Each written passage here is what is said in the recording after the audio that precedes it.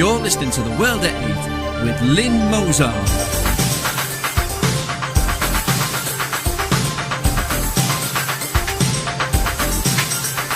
The World at 8, the number one in nationalist news.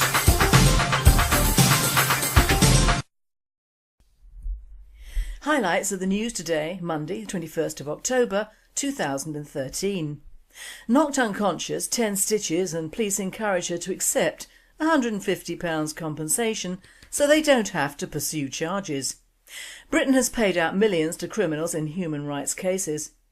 Greek government targets Golden Dawn state funding. Greece, immigrants' interest in repatriations growing fast. Norway's new child and equality minister's interviews make trouble. 7 out of 10 Italians fear losing job. Pakistan, school textbooks teach it's okay to kill Christians. Religious levy costs Queensland's abattoirs thousands each month. Moscow Muslims complain of suppression. Thought for the day, ageism or genocide for the elderly. And finally, 2 for 1, if Tesco's can do it, so can we. Before the news, I'd like to thank all the wonderful and informative comments that come in. I always read them. I don't reply because comments are yours think space, not mine. I've already done my bit. A word to Kugel, bless him or her, I do try to give good news, which is why I do the finally bit after the thoughts, but unfortunately good news is not often newsworthy or applicable to our nationalist stance. Imagine what it entails to set up and compile all the news 3 times a week. It's a wonder we aren't all on antidepressants. But there are several good news items today, but they are European and world, not UK. Sorry. UK news. Knocked unconscious, 10 stitches, and police encourage her to accept £150 compensation so they don't have to pursue charges. A mother who was battered unconscious by a woman in an unprovoked attack was offered £150 by police to drop the charges so they could avoid filling out paperwork. Hayley Clayton, 32, spent a night in hospital and needed 10 stitches after she was punched in the head and knocked out during a night out in Spalding, Lincolnshire.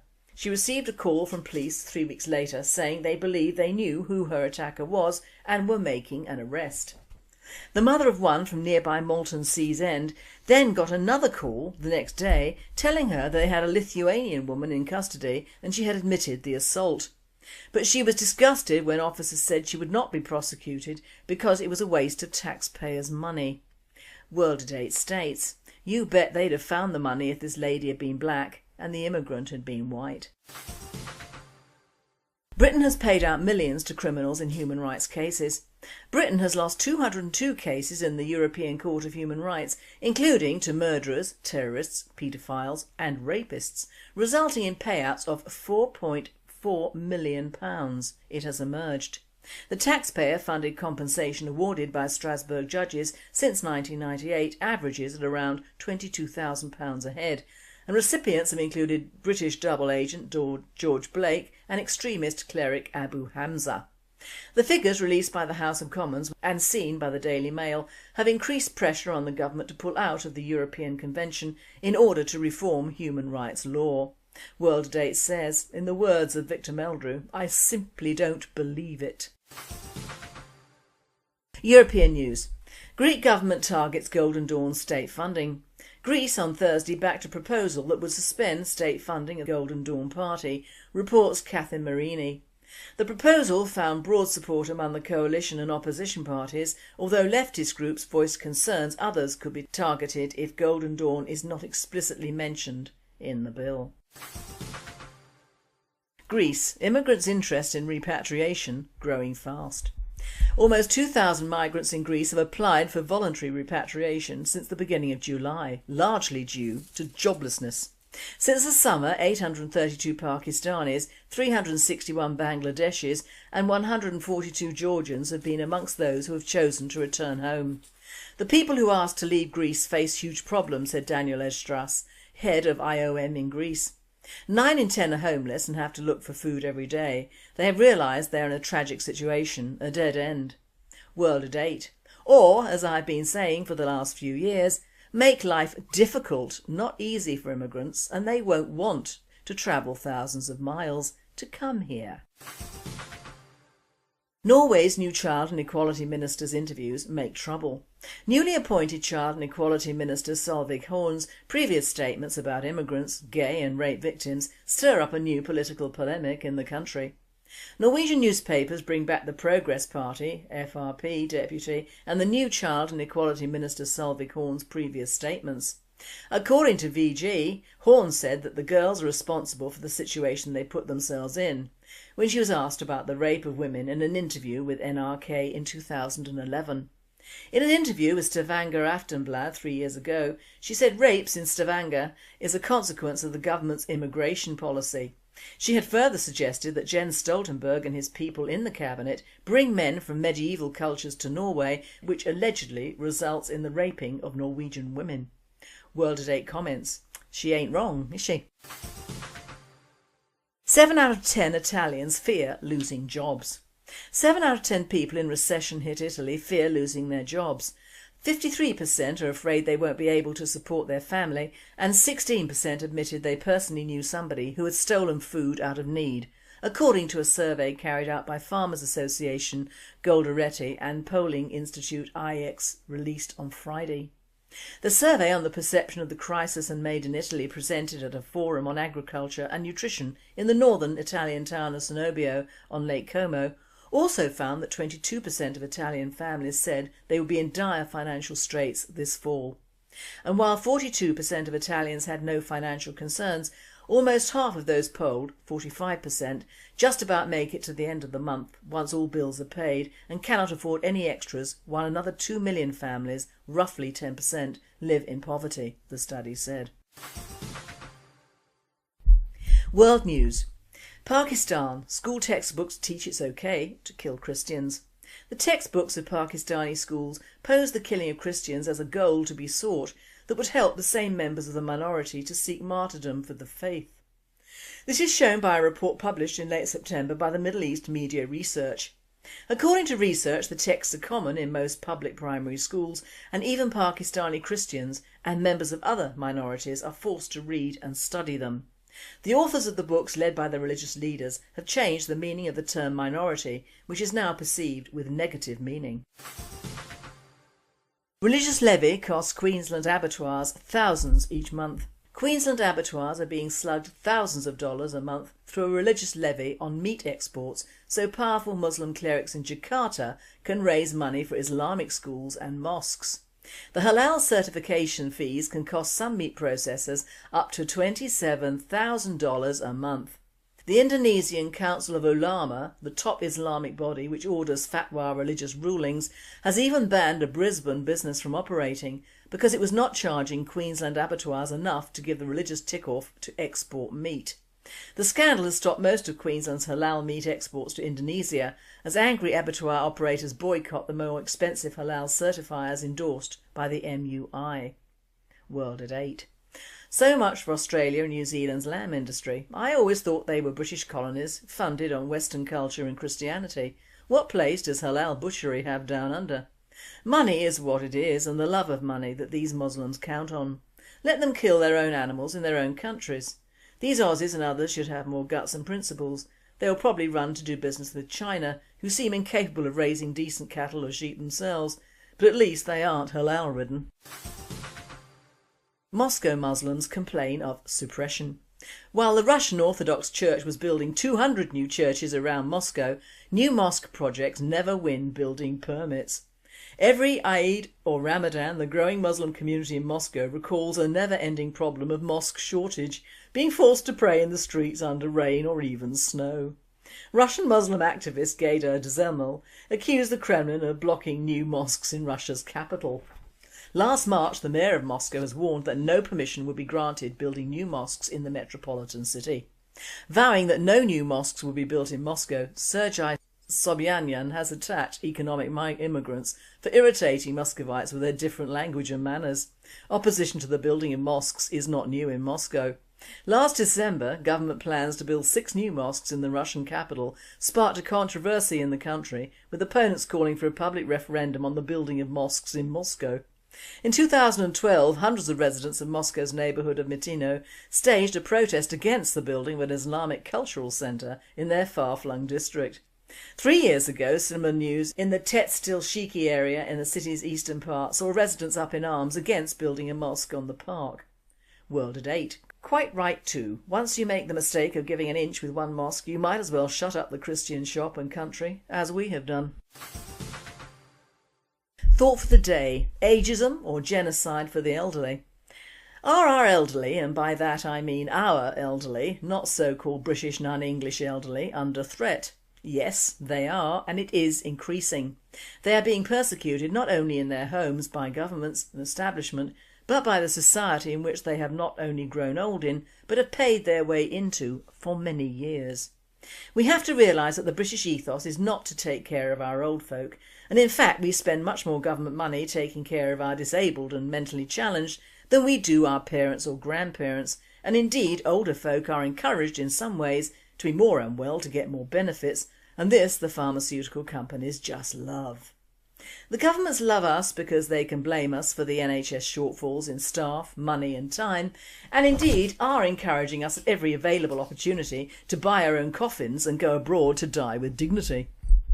You cannot open a paper today without some headline screaming for dignity for the elderly with one page, whilst exhorting our older people to cash in their houses, or pay into this company for your relatives after your death, or pay for your own funeral, or glory of glories, have an Alzheimer's test to see whether in a few short years you'll be reduced to a gibbering idiot and will be a burden on the NHS, or worse still, what relatives you have left who don't ignore you.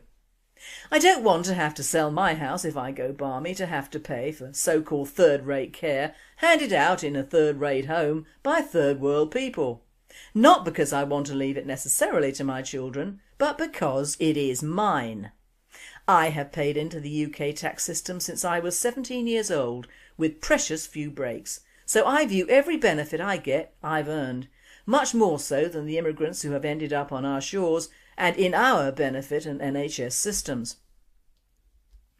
The medical profession have added yet another revolting scenario to the laughable care and treatment of us oldies, namely end-of-life advanced care planning claim form, which is something the average immigrant should have immediately he comes into the country for at least 24 hours until his deportation, but not me. Your GP is going to be paid a £50 bonus per patient he or she puts on this death list, so when in fact the £50 should be given to the patient to indulge a fish and chip supper on Brighton or Blackpool seafront for their end of days. The medical profession has at least stopped short of mercy killings, mainly because they're only merciful to the progeny of Ma or Pa, who they resent either having to look after, not look after, or using what money they have to be looked after, and thus depriving little Janet or Bob of the shekels they think they deserve for being born. The silver vote, which I have renamed the platinum vote as platinum is more valuable, is very important to us as a party. We don't see them as dragging society down, but enhancing it with valuable standards of old, and far from being on the scrap heap after 50, most of our best activists are over that age, and although heading in the wrong direction for today's society, provide valuable information and advice for our party. So we have a plethora of the pre-baby boomers and baby boomers ostensibly living off the fat of the land. Because we are obviously past breeding status, we are victimised because of it, when in fact the establishment should be blaming the younger, more selfish generations who would rather not have children or keep aborting them for the shortfall in English birth rates. But of course if our young were producing children, this would be one less reason for importing so many foreigners. It is the Western youth who should be penalised for not marrying and not breeding from the right source.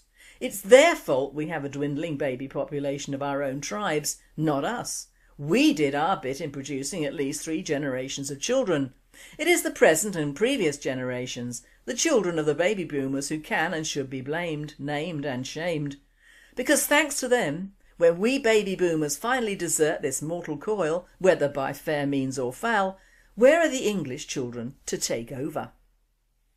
We have local councils now who are doing what they can do best. No, not preventing mosques taking over churches or immigrant families taking over the housing lists, but prying into the older generation's business and making sure they don't put their house in their children's names to avoid having to sell it to pay for council care in the future. This is a disgusting thing, and where the EU could be useful, but is probably behind it, and that is human rights. If you've finally got a fully paid up house and you're over 50, then in my personal view, and indeed the British National Party's view, you can do what you like with it, and indeed, if certifiably nuts, you would have every excuse to do just that. Anything. Make a bonfire out of it, turn it into a squat for depressed squaddies, have a pig farm, give it to your kids or grandchildren, anything to make sure the state has to fork out for you to have your arse wiped for the last remaining years of your life.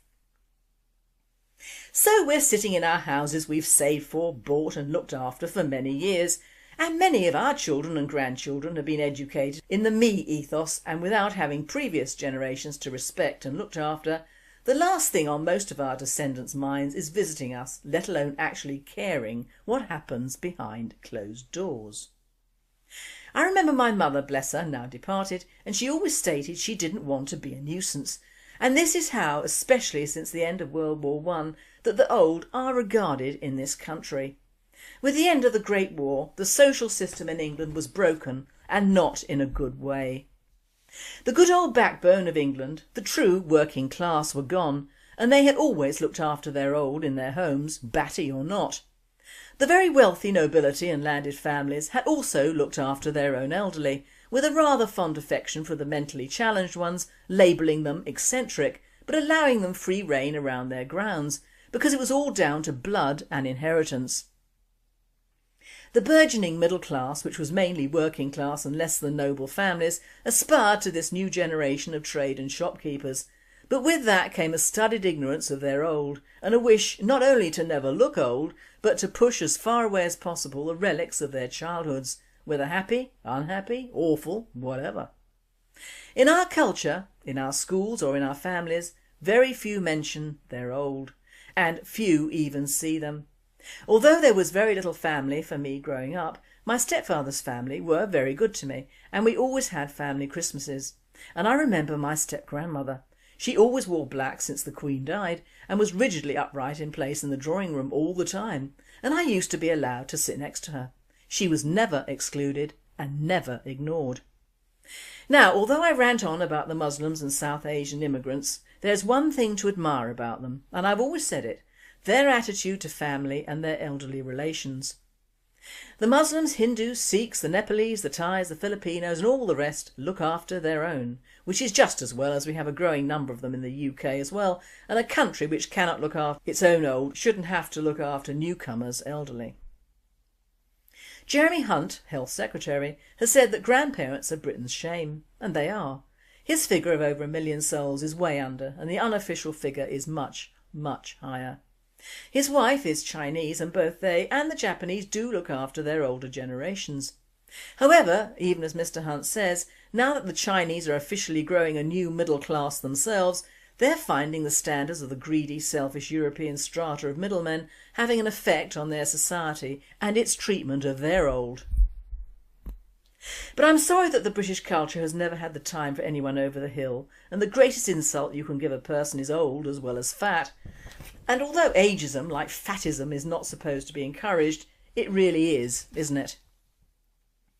Looking on the bright side, we do have a growing business for strangers in owning care homes, old people's homes, EMI units, which is elderly mentally infirm units, homes for dementia and homes for the permanently unwanted and bewildered, most of whom are owned by Southeast Asians and of course staffed by the same, or the Eastern Europeans, all going great guns on the bodies of our old people and the British dislike of caring for their own flesh and blood.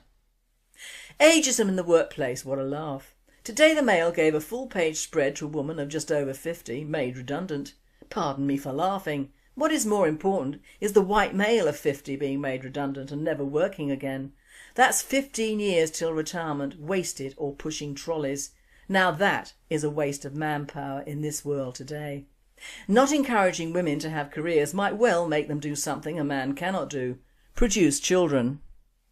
I can understand men wanting to see dolly birds on the TV rather than an old bird. That's a man's right. Trying to sue because you've grown older is a thankless and unforgiving task. But one only has to see John McCririck, 73, who thinks he was debunked because he was old. No, it was because he was awful to watch and always had been, even when younger. Old age doesn't necessarily bring wisdom, but it should bring the means to see yourself clearly as others see you. Let the Asian care home owners contribute to the UK elderly in response to Alan's Milburn and his particular bit of nastiness in telling us pensioners we should take some of the burden of the government cuts and national debt. Why? We didn't do it. It was your generation, Milburn and younger, that have made all the trouble in the banking and mortgage world and are currently cocking up the EU as well. Not us. We weren't allowed anywhere near anything as important as that. We're too old. Remember? And finally, 2 for the price of 1. If Tesco can, we can. A 6-foot alligator caused panic when he waddled up to the front doors of a Walmart in Apopka, Florida. The stray reptile caused the automatic doors to open and close repeatedly as it walked past them until employees locked them and called the police. Police officers tried to draw the beast from the shop front while shoppers snapped photos on their mobile phones. The alligator finally wandered off and disappeared into woods behind Walmart. This presenter says, "I watched the video and what a handsome young chappie he was. He was just playing games, watching the doors go back and forth, bless him. It might be news for humans, but alligators owned Florida before humans were even thought of." And now a joke. During a lady's medical examination, the doctor says, "Your heart, lungs, pulse and blood pressure are all fine. Now let me see the bit that gets you ladies into all kinds of trouble." The lady starts taking off her underwear but is interrupted by the doctor. No, don't remove your clothes, just stick out your tongue." You've been listening to The World at 8. I am Lynn Mozart and I wish you all a very good night. Accept £150 compensation so they don't have to pursue charges. Britain has paid out millions to criminals in human rights cases. Greek government targets Golden Dawn state funding. Greece, immigrants' interest in repatriations growing fast. Norway's new child and equality minister's interviews make trouble. 7 out of 10 Italians fear losing job. Pakistan, school textbooks teach it's okay to kill Christians. Religious levy costs Queensland's abattoirs thousands each month to drop the charges so they could avoid filling out paperwork. Hayley Clayton, 32, spent a night in hospital and needed 10 stitches after she was punched in the head and knocked out during a night out in Spalding, Lincolnshire.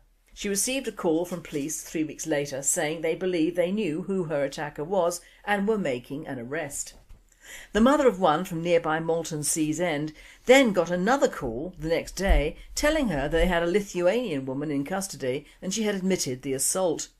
But she was disgusted when officers said she would not be prosecuted. Moscow Muslims complain of suppression. Thought for the day, ageism or genocide for the elderly. And finally, 2 for 1. If Tesco's can do it, so can we. Before the news, I'd like to thank all the wonderful and informative comments that come in. I always read them. I don't reply because comments are yours think space, not mine. I've already done my bit. A word to Kugel, bless him or her, I do try to give good news, which is why I do the finally bit after the thoughts, but unfortunately good news is not often newsworthy or applicable to our nationalist stance. Imagine what it entails to set up and compile all the news 3 times a week. It's a wonder we aren't all on antidepressants. But there are several good news items today, but they are European and world, not UK. Sorry. UK news. Knocked unconscious, 10 stitches, and police encourage her to accept £150 compensation so they don't have to pursue charges. A mother who was bashed unconscious by a woman in an unprovoked attack was offered £150 by police.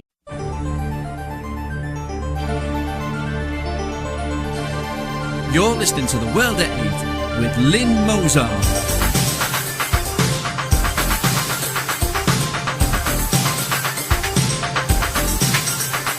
The World at 8, the number 1 in nationalist news.